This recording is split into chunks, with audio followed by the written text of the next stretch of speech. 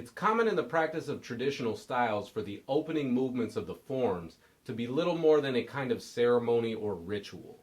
Now, rituals are fine in their place, but if we're talking about martial arts, one's form is ideally an expression of concepts.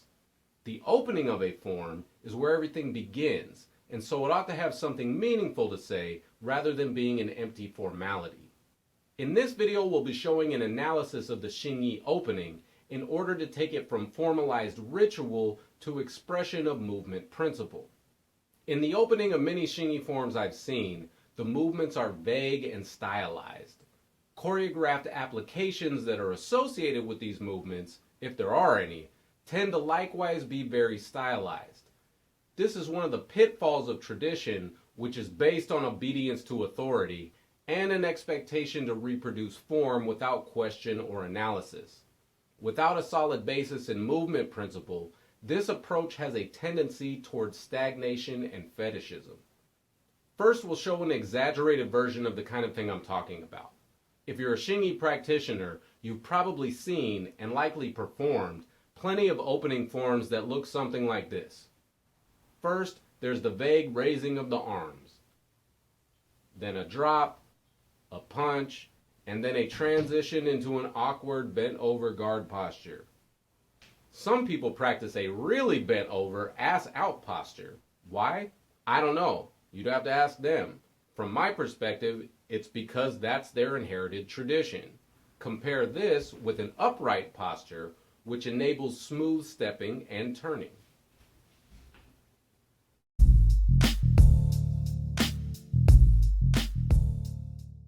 Self-training, including the practice of forms, is the training of body balance.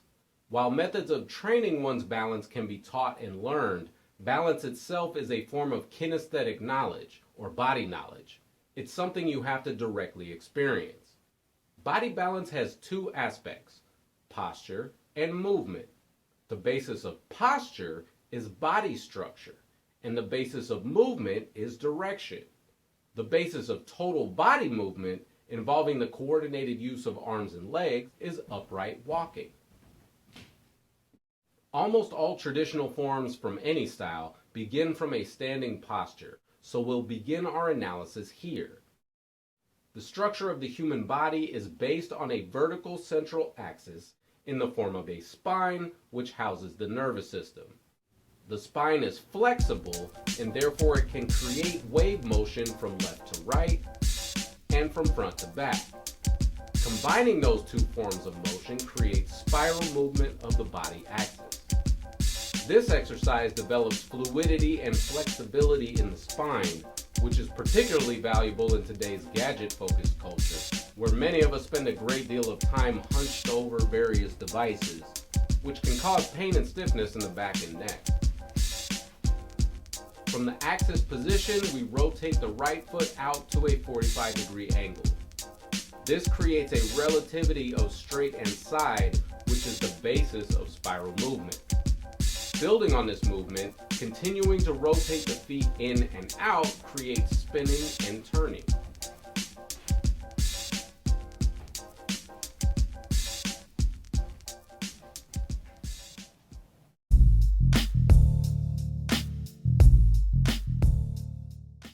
From the straight side position, we sink the body by flexing the three joints of the legs, ankle, knee, hip.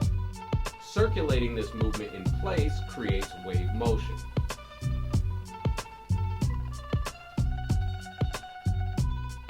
Next is the shift the weight and turn. Shifting smoothly back and forth develops left-right balance. Extending the front leg so that the heel touches the ground.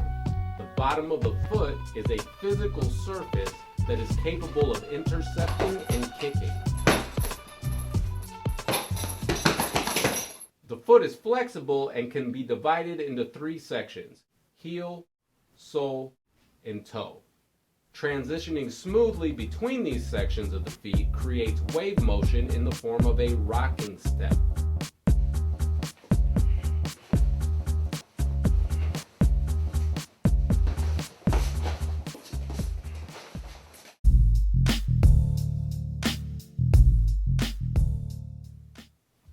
coordinated action of arm and leg method is based on the balance of running.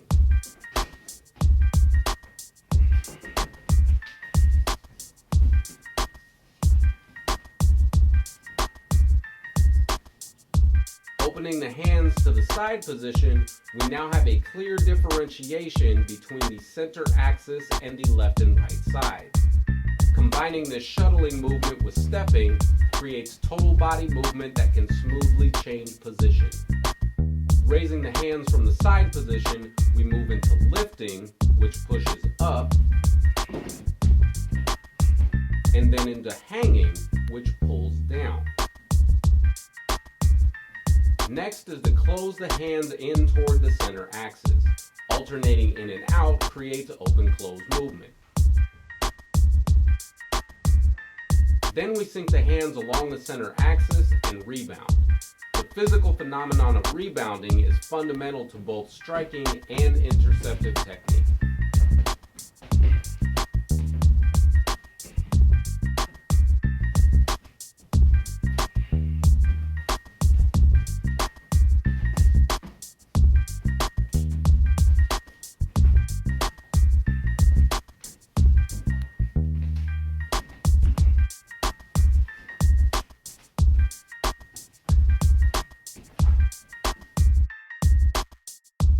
Shifting the weight, the right fist comes straight and then rotates side. Multiplying straight and side angles creates spiral movement. The palm is a physical surface that can intercept and enclose.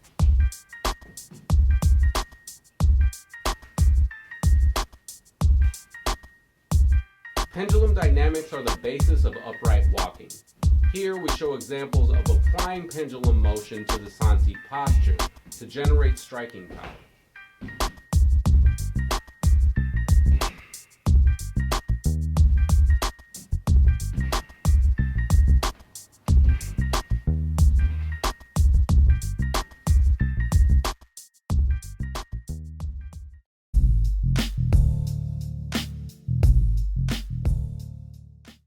When I'm personally demonstrating form, I often like to use a simplified opening movement. I'm including it to show how even when an opening is less complex, there's still ample opportunity for applying principles to develop movement dynamics.